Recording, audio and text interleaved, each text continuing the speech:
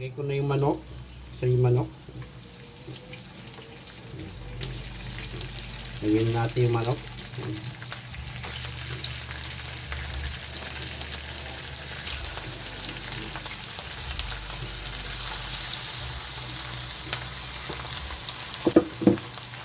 Tapos naluwang ko ng taba ng baboy.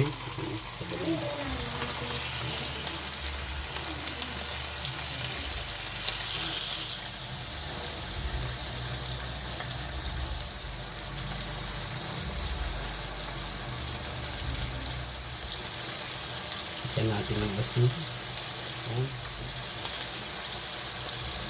Wow! Ang bango! Bango, guys. Ang bango, ang tinulang manok may tanglad. Lagyan ko na sila. Wow! Sabawang na guys. Yan natin dahon ng malunggay guys.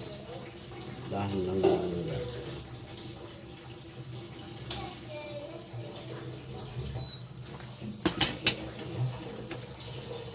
Yan natin.